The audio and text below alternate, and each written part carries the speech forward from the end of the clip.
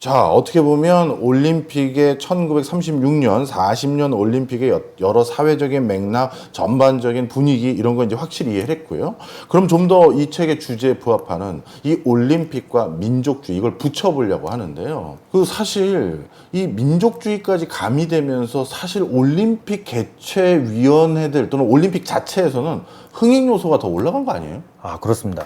원래 올림픽 헌장 제6조를 보면 예. 이제 올림픽은 국가 대항전이 아니라 개인과 단체 간의 그냥 그 선수 간의 경쟁이다. 예. 이걸 명시해 놓고 있습니다. 원칙적으로는 국가 대항전은 아닙니다. 근데 뭐 상상을 해보면 금메달을 땄는데 뭐 국가가 연주되지 않고 국기개항이 되지 않고 우리를 이 사람이 대표한다. 우리 국가나 민족을 대표한다. 뭐 이게 없으면 뭐 그냥 뭐 힘 빠진 거죠. 예, 운동선수들 뭐 자기들의 잔치, 작은 네. 잔치가 됐겠죠. 올림픽 헌장 제6조에는 그렇게 명시돼 있지만 역시 IOC도 굉장히 민족주의를 잘 활용하고 있다고 봐야죠. 이런 민족주의 성향의 올림픽으로 이렇게 점점 분위기가 바뀌어가는데 36년도 독일 베를린 올림픽과 개최 예정이었던 40년 일본 도쿄 올림픽이 그 분위기를 더 북돋았다고 보세요? 아, 일본이 올림픽을 개최 유치권을 따낸 게 1936년 7월 31일. 그리고 손기정이 올림픽 금메달을 딴 게 그 9일 후인 뭐 1936년 8월 9일 현지 시간으로. 네. 그러니까 딱 한 9일 정도 차이입니다. 네. 조선은 뭐 완전 축제 분위기. 그러니까 뭐 그때 당시 신문들이나 뭐 신문 잡지를 살펴보면 그냥 온 민족이 그냥 그날만 기다린 지금도 뭐 우리가 올림픽 금메달 따면 좋아하는 수준이 아니라 네. 그냥 온 조선 사람이 그 순간만 기다렸고 그 기다렸던 순간이 온 것처럼 예. 마치 이제 뭐 이제 광복의 그날이 거의 온 것 같은 분위기로 뭐 그냥 이제 뭐 일본 너희는 아무것도 아니야. 우리는 이제 뭐 약소 민족이 아니고 네. 뭐 이래도 니들은 우리를 이 약소 민족이라고 부를 것이냐. 뭐 이게 뭐 신문에 대놓고 그냥 뭐 등장하는 정도의 굉장히 뭐 강력한 민족주의가 막 뿜어져 나옵니다. 3.1운동 이후로 그 정도 민족주의가 발산된 때는 없었습니다. 네. 예, 전국적으로 말이죠. 그래가지고 뭐 전국이 그냥 축제 분위기로 물들다가 조선총독부가 이제 체제의 위협을 느낍니다. 예. 예, 그러면서 그거는 뭐 당시에 일본 문서에 뭐 굉장히 적나라하게 나와 있고요. 이제 그러다가 딱 이 사건이 촉발된 게 그해 8월 25일에 네. 그 일장기 말소 사건 네. 터집니다. 이 손기정의 일장기 사진을 이제 지워버린 예, 그 사건이 그 벌어지고 그 며칠 전에 그러니까 조선 총독으로 미나미지로라는 사람이 네. 발령이 납니다. 예. 그 미나미지로는 이제 훗날 역대급 악질적인 조선 총독 2명 중에 1명으로 이제 꼽히는데 민족 말살 정책을 폈던 그때의 총독입니다. 청년들을 학도병으로 뭐 아니면 강제징용으로 이 전쟁터로 내몰았던 뭐 그런 인물입니다. 미나미지로는 그 총독으로 부임해 와서 배 타고 오고 있는 중에 이제 들어요. 그 예, 얘기는. 그 타이밍에 연락을 받습니다. 네. 근데 부산에 딱 도착하자마자 이 시국이 매우 엄중하다 하는 기자회견을 하고 그다음에 올라와서 그다음부터는 아주 그냥 그때부터는 올림픽이라는 흔적을 지우는. 아예 이 조선 땅에서 지워버립니다. 예. 그래서 그 시점부터 이 올림픽을 대하는 이 열기가 굉장히 크게 이제 그 시점부터 대조가 됩니다. 일본은 아직도 올림픽 개최 열기가 뭐 굉장히 남아있는 흔적들이 굉장히 많이 남아있는데 조선은 그 해 가을부터 뭐 조선 총독부의 당시 뭐 공문서 뭐 이런데 아예 올림픽 흔적이 없습니다. 그리고 뭐 신문 기사나 뭐 이런데 키워드 조사를 해봐도요. 아주 드라마틱하게 이제 그 올림픽, 뭐 손기정, 마라톤, 뭐 스포츠, 뭐 이런 단어 자체가 뚝 떨어집니다. 그래서 이건 뭐 제가 전수조사를 해봤지만, 예. 와 올림픽을 아예 그냥 지워버리려고 했구나라는 것들을 확인할 수가 있습니다. 참 아이러니네요. 어떻게 보면 36년도부터 본격적으로 어떤 국가 체제와 그 체제를 뒷받침하는 대표적인 민족이나 또는 국가를 더 뭐랄까요 홍보하기 위한 수단으로 올림픽이 활용돼 왔고 그런 것들에 대해서 어떻게 보면 일본도 자신들의 어려움을 극복하고 계속 잘 나가는 모습을 보여주는 그런 장으로 또는 여러 식민지 국가들과 다 아우러지는 어떤 그런 행사로 준비했다가 그게 완전히 오히려 기획 의도와는 달리 다른 식으로 전개되는 게 우리 조선에서 확인이 됐고 그걸 다 지우기 시작했던 그런 행보들이 있었었군요. 예, 정확하게 정리해 주셨습니다. 자, 그러면 식민지 조선에서는 올림픽 역사를 지우려고 했던 그 노력이 오히려 내부를 뭉치게 만들었나요? 아니면 이거 조심해야겠다, 야, 이렇게 분위기로 만들었나요? 그때부터는 뭐 아예 올림픽 관련한 모든 뭐 기념회, 뭐 체육 대회, 뭐 꽤 규모 있는 뭐 체육 대회, 뭐 손기정 기념 마라톤 대회, 아니면 뭐 등등 이런 것들이 죄다 취소, 못하게 다 강제 해산. 그리고 심지어는 올림픽 금메달리스트였던 손기정을 처음엔 굉장히 영웅이라고 했지만 그때부터 손기정을 식민 통치의 그 먹잇감으로 또 선전 수단으로 그냥 활용해 버립니다. 네, 실제 이 책 맨 뒷부분에도 그게 나오더라고요. 어떻게 보면 군국주의의 홍보의 그 대표적인 모델로 손기정이 활용되더라고요. 그것도 좀 얘기 좀 해주세요. 뭐 아까 말씀드렸지만 그러니까 손기정은 굉장한 민족주의자였습니다. 이 민족주의적 행보를 보입니다. 출전 직전에 가진 뭐 인터뷰들에도 나는 내가 조선인을 대표해서 왔다. 일본의 이응자도 꺼내지 않습니다. 국가대표가 아니라 나는 민족대표다. 이 인식을 굉장히 강하게 아주 굉장히 노골적으로 드러내고 올림픽 우승한 직후에 또 인터뷰에서도 왜 이렇게 슬픈지 모르겠다. 날 더 이상 잘했다고 치켜세우지 말아달라. 예. 그리고 뭐 본인 자서전에 보면 이제 남승용 선수와 가서 교민 집에 가서 이제 펑펑 울었다. 예, 슬퍼서. 네. 예. 그리고 기자가 일본인으로서 이렇게 질문을 하면 저는 조선 사람입니다. 뭐 이렇게 이야기를 할 정도로 굉장히 노골적인 민족주의자의 행보를 보였고요. 근데 이제 문제는 이제 일본 경찰에서 일본 경무국에서는 그걸 다 파악하고 있었고 일본 경무국의 그 내사 자료 보고 자료가 이제 나중에 기밀 해제가 돼서 이제 연구가 되었을 때 이미 그 1936년 당시 자료를 보면 불온한 모습을 보여준다. 아사히 신문 기자가 그걸 일본 경찰한테 이게 보고하고 뭐 그런 식으로 이미 다 들여다보고 있었고 얘는 위험하다. 그래서 엄격한 그 감시를 받습니다. 베를린 올림픽 경기가 손기정의 은퇴 경기였다고 생각하시면 됩니다. 그 다음부터는 마라톤을 할 수 없었고 그리고 마라톤을 하지 않는 조건으로 일본 메이지대에 입학을 하게 됩니다. 그 원래는 그 전에는 그 고려대학교의 전신인 이제 그 보성으로 그 입학을 했었는데 하도 이 밀정이 달라붙으니까 일본으로 그냥 건너간 게 주위 사람들도 편하겠다.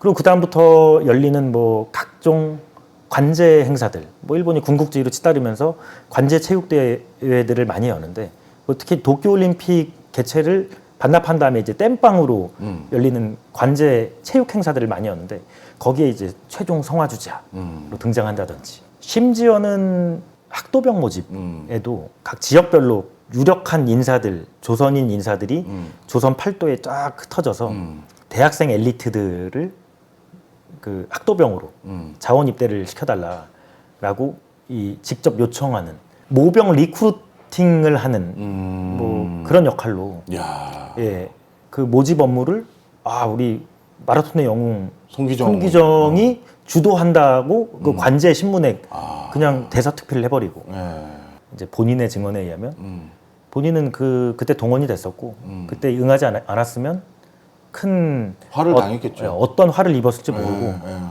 그리고 잘못된 일이라고 그 생각을 했다. 그리고 이제 참회를 하시는 뭐 그런 장면이 나옵니다.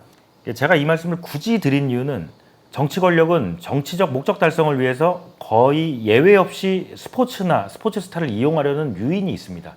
뭐 예를 들어 지지율이라든지 뭐 이런 거 말이죠. 이미지라든지 이런 건 역사가 증명하는 겁니다. 참 그 당시 옛날 그 상황을 다시 이렇게 다 반추해 보면 저는 삼자적인 어떤 입장에서 그분들을 평가하고 뭐 어땠다 이런 성품이 원래 아니에요. 저는 원래 어떤 일이 터지면 우리 그런 사람들 있잖아요. 왜 이 일이 터지면 외적 요인으로 귀결시켜서 결과나 나의 상황을 설명하는. 아니 상황을 이렇게 만드니까 내가 못하지 말이야. 아니면 이걸 이렇게 해주니까 내가 못하지. 이런 성품이 원래는 좀 아니고 내가 뭘 놓쳤을까. 내가 나라면 어떻게 됐을까. 뭐 이런 좀 기질이 그래요. 그냥 사람 기질이. 그런데 제가 그래서 참 이 정말 엄혹한 이 시대를 살아간 그 사람들에게 제가 참 함부로 손가락질하기도 어렵고 그리고 함부로 또 아는 척하기도 그런 게 그 의중, 심중 이런 것들이 어땠을지를 감을 못 잡겠는 거예요. 예를 들어서 우리 송기정 선생님 같은 경우도 뒷부분의 행적만 보고 누가 보면 딱 친일이다 이렇게 해버리면, 근데 이분이야 정말 스포트라이트로 본인이 자기 한글로 자기가 사인해주고 하는 그런 행적들이 있으니 이 사람이 그때 했던 거는 어쩔 수 없었었네 이런 의중이 읽혀지는데, 참 하여튼 저는 하여튼 이 시대를 다시 돌아보면 돌아볼수록 머리가 복잡해지고요. 그렇다고 아니 그런 옥살이거나 아니면 정말 모진 일을 당할 가능성이 있음에도 불구하고 나는 끝까지 뭘 했다 이런 분들을 또 우리가 절대 등한시해서는 안 되는 거니까, 또 오늘도 또 머리 전 아픈 그런 또 얘기를 해주시네요. 네. 네, 굉장히 뭐 머리 아픈 얘기고, 이 국가대표 선수한테는 이 운동을 단순히 잘하는 거 말고 또 특별한 뭔가를 이 대중들은 원합니다. 그렇죠. 우리가 생면부지에 제가 뭐 그 선수들을 만난 적이 없잖아요. 근데 태극마크를 달았다는 이유로 이제 그분들을 응원한 이유가 있지 않습니까? 같은 뿌리에서 같이 자란 이 땅에서 같은 언어를 쓰고 같은 역사를 공유하고 있는 뭐 그런 개념이잖아요. 그래서 우리가 뭐 본 적도 없지만 네. 동질감을 갖고 그게 뭐 이 손에 딱 잡히고 눈에 딱 보이는 개념은 아니지만 무형의 그 뭐 역사와 문화를 공유하고 있는 그 동질감, 그걸 표현하는 게 이제 민족주의인데, 우리가 뭐 그 선수들 우승하면 정말 뭐 자기 일처럼 좋아하고, 네. 어떤 우리의 기대, 민족으로서의 기대에 약간 저버린 행동을 하면 뭐 어디 귀화를 한다던가 뭐 그러면 이제 또 먹을 욕보다 더 욕을 먹고, 그렇죠. 이게 다 민족주의거든요. 뭐 원래 운동선수가 뭐 본인의 영달을 위해서 사실 운동을 합니다. 뭐, 네. 뭐 국가와 민족을 위해서 제가 열심히 뛰었습니다. 그거는 뭐 저기 유신 시대 때나 이 하던 그냥 그 레파토리일 뿐이고, 뭐 그 본인을 위해서 달리는 거고 오늘도 땀을 흘리는 건데, 그래도 그걸 우리가 응원하는 이유는 이 같은 민족주의를 갖고 있기 때문이에요. 근데 그걸 부인할 수는 없습니다. 다만 그래서 선수들이 내가 손기정의 처지였으면 난 어떻게 했을까 한 번쯤은 상상해 보는 것도 굉장히 힘들고 어려운 그 훈련의 시간을 버티는데 좀 건전하게 도움이 되는 시간이 아닐까 이 생각이 듭니다. 저도 정말 동의해요. 아까 말씀드렸던 것처럼 제가 누구도 함부로 평가하기가 전 참 조심스럽다는 게, 이 상황에 환치를 해봤어요. 올림픽에서 마라톤 뛰고 금메달 땄습니다. 그런데 거기다 대고 서명할 때 순수 한글로 옆에 코레라고 써 있고, 그리고 이런 식으로 한반도 그릴 그리고, 이걸로 나 또 어디 총독부에 끌려가서 모진 고문 당하는 거 아니야? 그리고 우리 일가족들 또 해코지 당하는 거 아니야? 이런 생각 들으면 뻔할 수도 있는 그 상황을 감내하고 행해졌다라는 건 뭐 대단한 어떤 그 용기와 결기가 있기 때문에 가능한 거고요. 저 같은 일반인들은 과연 그 순간이 되면 어떤 판단을 했을까? 저는 진짜 제 자신이 숙연해져요. 예.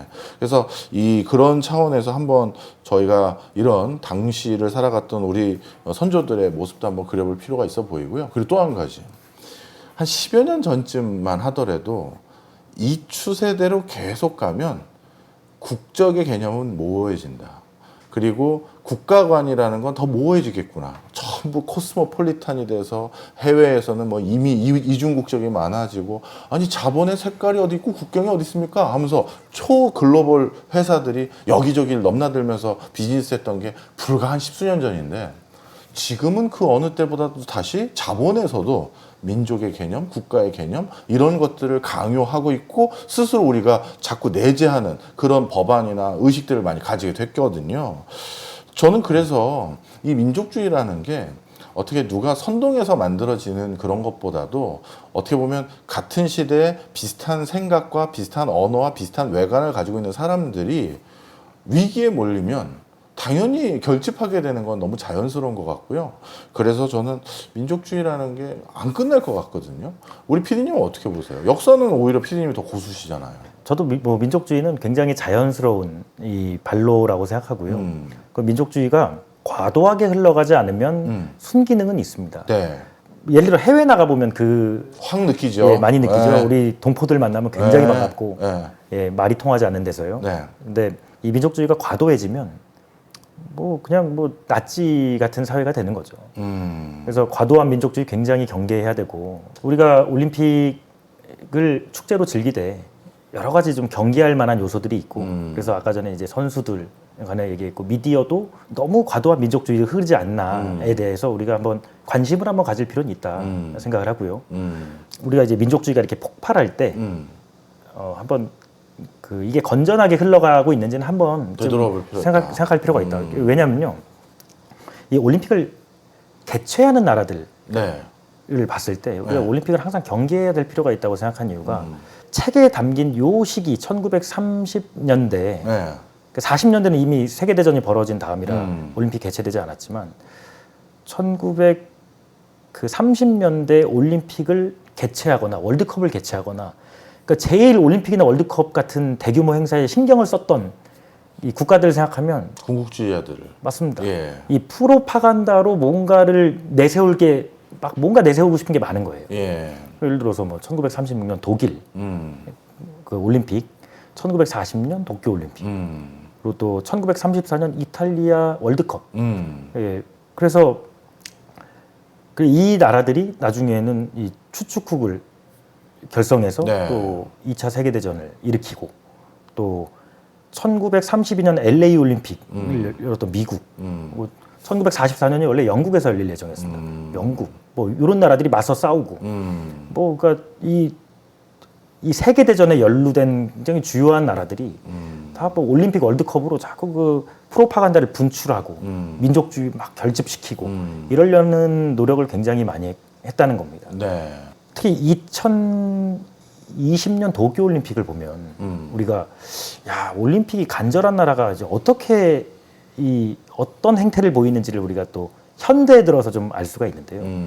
그 2020년 도쿄올림픽이 그 코로나로 막 사람이 하루에 몇천 명씩 죽어갈 때 그 국민들은 일본 국민들은 엄청 반대 여론이 높은데 올림픽 개최 중지, 뭐 반납 굉장히 여론이 높은데 그 당시 아베 신조 총리나 그 다음 총리까지 계속 그 올림픽을 강행을 하는 모습을 보여요. 당시에 세계 언론의 굉장히 관심이 뭐냐면 일본 정부가 왜 이렇게까지 올림픽에 집착을 하지? 국민들은 이렇게 반대를 하는데 나중에 올림픽이 뭐 개최를 위해서 막 그 뇌물 스캔들 드러나고 또 올림픽이 굉장히 좀 졸속으로 이루어진 면이 있습니다. 국가 권력이 올림픽 유치가 간절하면 간절할수록 왜 간절한지를 우리가 한번 이 시민사회에서 굉장히 예의주시할 필요가 있고 올림픽이 개최될 때도 요즘 뭐 올림픽 개최한다고 또 그 적자 올림픽이 거의 대부분이잖아요. 네. 그래서 뭐 올림픽 개최가 뭐 국가적인 이득이랑 뭐 이꼴 관계가 아니니까 네. 요즘에는 뭐 그런 게 많이 줄어들었지만 그래도 올림픽 개최할 때도 굉장히 우리가 경계를 해봐야 된다. 올림픽뿐만 아니라 뭐 월드컵도 마찬가지고요. 그 국가를 경영하는 사람들 머리 좋은 것 같아. 자, 그리고 가지고 오신 그 편지 봉투는 뭐예요? 이게 제가 요 연구를 하기 시작하게 된 예. 뭐 계기를 마련한 그 저희 뭐 보물 중에 하나라고 생각을 하는데요. 이게 이 손기정 선수로부터 네. 직접 받은 편지예요? 일단 이 엽서로 이렇게 돼 있는데. 그렇네. 저기 보내는 사람이 송기정 선수고 이쪽 줘보실래요? 예, 예. 이쪽으로 한번 해볼게요. 보내는 사람이 송기정 선수고 받는 사람이 우리 허성호 PD님이시네. 예. 근데 그때 양정고등학교 학생회 학생회 하셨구나. 네, 학생회장이셨구나. 그렇습니다. 그러면 송기정 선수가 동문 선배네요. 예, 약 고등학교 한 70년 정도 선배입니다. 이야, 이거 당연히 버릴 수 없는 거네. 이게 엽서 안에 뭐가 들었냐면 네. 요 친필 사인인가요? 네, 친필 사인입니다. 이야, 학생회장 허성호, 송기정. 예. 그 손기정 선수가 이 테이프 끊는 장면을 굉장히 좋아하는데 네. 이 테이프 끊는 사진이 좀 여러 개가 있습니다. 여러 각도에서 찍은 사진인데 네. 이 사진을 좀 선호했던 게 일장기가 안 보이잖아요. 그래서 이 사진을 굉장히 요 좋아했고. 옆구리쯤에 있잖아요. 맞습니다. 예.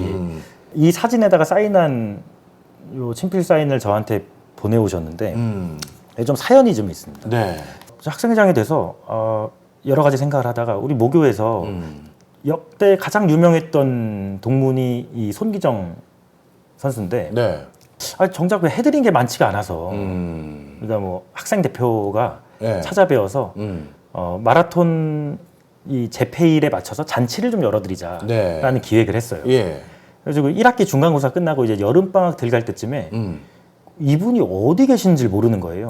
일단 모교에서도 모르고 모교 총농문회에서도 모르고 대한육상경기연맹에서도 모르고 대한체육회에서도 모르고 뭐 다 탐문을 해봤더니. 뭐 관련 그 관계 부처에서도 모르고 심지어는 뭐 그때 뭐 지상파 방송사의 기자들이나 아니면 뭐 메이저 신문들 이 신문 기자들도 뭐 체육부 기자들 아무도 모르는 거예요. 이 손기정 선수가 있는 그러니까 마지막으로 사셨던 주소지가 그 성남시 분당구. 네. 그 분당의 어느 아파트가 주소여서 거기를 중심으로 해서 이제 탐문 조사를 하신 거예요? 예, 계속 그냥 저희 학생의 동기들이 고3 여름방학을 와 그걸로 한 달을 날렸습니다 저희가 고3 여름방학을. 재수하셨는지 여쭤봐도 될까요? 저뿐만 아니라 저희 동기를 싸그리 재수했습니다 그것 때문에. 그러니까 지금 생각하면 미쳤죠 고3 네. 여름방학을 그걸로 네. 날렸으니. 그러니까 이게 쉬울 줄 알았는데 굉장히 어려웠던 일이거든요. 예. 근데 그때 그러니까 매일 아침에 저희 목동에 있는데 목동에서 그 좌석 버스를 타고 그 분당까지 가는 거예요. 이 영등포역에서 버스 타고 분당까지 가서 분당에서 그냥 교복 입고 교복을 입는 이유는 언제 이 손기정 선수를 만날지 모르니까 만나면 교복 입은 모습을 보여드리고 싶어가지고 교복을 입고 그냥 뭐 계속 그 동네를 도는 거예요. 그냥 돌다가 그 어느 귀인을 만났습니다. 저희가 뭐 파출소에 들어가고 뭐 어디 뭐 별의별 데 다 이제 수소문을 했는데 우연찮게 그분이 어느 동네로 이사 갔다는 걸 아는 분이 나온 거예요. 네. 수소문 끝에 찾았습니다. 동네 주민들한테 물어봐서. 예. 그래가지고 그 8월 3일 날 찾았거든요. 여기 2000년 8월 3일입니다. 네. 그분을 처음 찾았는데 그 올림픽 금메달리스트 한번 직접 만나보신 적 있으십니까? 저 몇 분 있긴 있죠. 근데 2000년대 이후일 경우가 많죠. 예. 네. 저는 그때가 2000년 시드니 올림픽 앞두었을 때거든요. 네. 이게 일제강점기 때 금메달을 이렇게 세 개를 제패하신 분을 눈앞에서 딱 만나니까 이 순간 다르죠. 카리스마가 네. 엄청나시더라고요. 네. 그때 거동이 불편하실 때인데도 그러니까 거실에 계시다가 현관까지 걸어 나오시는데 한 1분 이상 걸리시더라고요. 그래서 문을 열어두시고 아니 양정학교에서 나를 왜 찾아왔어? 8월 9일 금메달 따신 날 잔치를 벌어드리려고 왔습니다. 말씀을 누구랑 나눈 지가 굉장히 오래되셔가지고 그 굉장히 외로운 그 상태. 혼자 사신 거예요? 그 따님이랑 같이 사셨고요. 따님 댁에 같이 사셨고. 근데 그 찾아온 사람이 굉장히 오랜만이었고, 왜냐하면 이제 어디 사신지 모를 정도니까. 그러니까 이미 그 한국체육계하고는 좀 소통을 하신 지 좀 오래돼 보이는 느낌이었고요. 매스컴도 그렇고. 그래가지고 굉장히 은둔생활 아닌 은둔생활 하고 계셨고, 집거하고 사셨는데 하다 보니까 할 말은 다 했고. 근데 이제 같이 갔던 동기들은 옆에서 꾸벅꾸벅 졸고 있고 그래서 이 분위기도 전환할 겸 교과나 같이 부르실까요? 교과를 같이 불렀는데 교과를 정확하게 외우고 계시더라고요. 그렇게 해서 첫 만남이 그렇게 끝나고 저희가 6일 후에 오겠습니다. 네. 그래서 6일 후에 진짜 저희가 잔치를 열어드렸는데 그때 그 일장기 말소 사건에 또 두 신문사 중에 한 신문사였던 이제 동아일보. 네. 에서도 오시고 또 섭외한 거예요? 그러니까 그렇죠. 그리고 KBS 당시 기자님이 저희가 계속 저희가 처음에 여쭤보려고 전화를 드렸는데 계속 꾸준히 저한테 야 니네 찾았니? 몇 번 이제 물어봐 주셨어요. 그래서 이제 그분도 오시고 그래서 이제 그때 그날 잔치를 벌어드리고 그날 잔치를 벌어드렸을 때 저한테 이게 유언까지는 아닌데 소원을 하나 남기셨어요. 야 너 내가 죽으면 장례식장에서 교가를 불러줘. 근데 그분이 이제 양정고보 재학 중일 때 금메달 그래가지고 교가를 불러달라고 하시는 거예요. 그래서 알겠습니다. 제가 꼭 들어드리겠습니다. 저희 그 방문 행사는 그 해에는 저희 학생회 대표들만 갔지만 그 다음에 또 그 다음에 그러니까 3번 그 학생회 대표들의 방문 행사 잔치를 8월 9일 날 3번 열어드리고 그리고 이제 임종이 가까워왔습니다. 그래서 이제 저기 수서에 있는 삼성병원에 입원하셨는데 중환자실에 입원을 하셨는데 그 텀이 얼마나 걸린 거예요? 인터뷰하고 나서.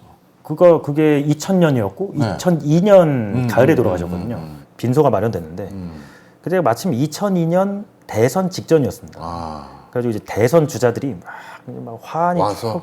막 정치인들 유명하신 분들은 뭐 앞다투어 막 문상으로 오는데 그때 제가 이제 그때 20대 초반이었을 텐데 초상집도 저희 모교 학생회 당시 저희 그 졸업생들과 재학생들이 일을 다 도와드렸는데 그러면서 되게 그런 생각이 드는 겁니다. 그 돌아가시기 전에 좀 잘 좀 하지, 아니 좀 기억을 하지 이분에 대해서 그런 생각을 좀 갖게 됐던 순간이었고 그 장례식장에서 저는 그 졸업생 신분이었지만 2년 전에 소원을 들어드리기 위해서 자 그 후배들을 다 불러 모아서 이제 자 우리 교가를 한번 불러드리자라고 했는데 이제 당시 교장 선생님이 화를 내시면서 이 엄숙한 장례식에서 무슨 교가야 굉장히 언짢아하셨는데 교장 선생님 말씀도 중요한데 고인의 그럼요. 훨씬 중요하잖아요. 그럼요. 사실 그러니까 그 이제 졸업을 하니까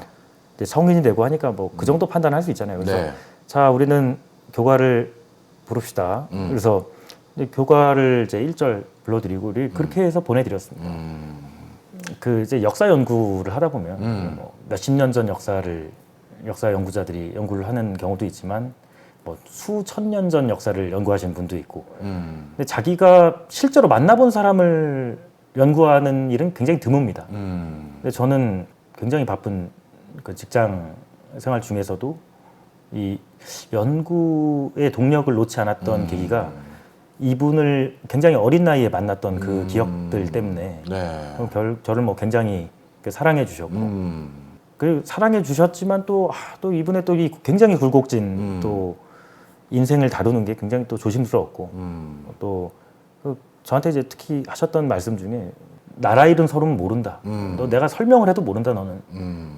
아무리 뭐 지치고 힘들어도 이분과 이 시대의 역사는 한번 그 지금 사람들이 한번 생각해 볼 만한 주제로 다시 한번 우리 사회에 환기를 한번 시킬 만한 가치가 있다. 이 생각을 해서 이 책을 쓰기에 이르렀습니다. 실제 그 역사로 하기도 하셨잖아요. 그렇습니다. 예. 하여튼 뭐 이래저래 운명이었었던 것 같아요. 이 책을 집필하는 데까지의 그 여정이 진짜 운명이시네요. 예. 뭐 비록 좀 건조하게 쓰긴 했습니다. 뭐 좀 최대한 삼자의 관점에서 객관성을 잃지 않으려고 노력은 굉장히 많이 했는데 어쨌든 그 잘한 일이다 생각하고 있습니다. 네, 알겠습니다. 오늘 뭐 우연히 집어든 책이 이렇게 개인적인 그 인연까지 있었던 아주 묵직한 책이었던 거 오늘 인터뷰 통해서 저도 배웠고요. 저도 사실 개인적으로 참 많은 생각을 갖게 되는 그런 인터뷰였던 것 같습니다. 뭐 앞으로 뭐 하실 일 있으면 간단히 포부 말씀하시고 마무리하시죠. 아니 포부라기보다도 저 여의도 맨션은 제가 뭐 굉장히 좋아하는 채널이고 고맙습니다. 그리고 짠 거 아닙니다. 네, 그리고 저희 EBS에서 이런 내용을 네. 그 박정호 교수님이 나오셔서 해주셨으면 너무 좋았을 텐데 저희가 선점하지 못했다. 여의도 맨션이요? 네네. 저희는 언제든지 열려 있습니다. 저희를 인수해 주셔도 되고요. 제가 EBS에서 강연 프로그램만 네. 뭐 4년 반을 만들어 오고 있는데 그 여의도 맨션 굉장히 즐겁게 보고 있고요. 계속 채널 번창하시기를 기원합니다. 알겠습니다. 우리 PD님도 하시는 프로 다 잘 되시길 바라고요. 그리고 후속으로 송기정 선생님 책뿐만 아니라 다른 우리나라에서 우리가 몰랐던 역사 많이 발굴해서 책으로 어떤 방송으로 많이 알려주시길 바랍니다. 오늘 고맙습니다. 네, 불러주셔서 감사합니다.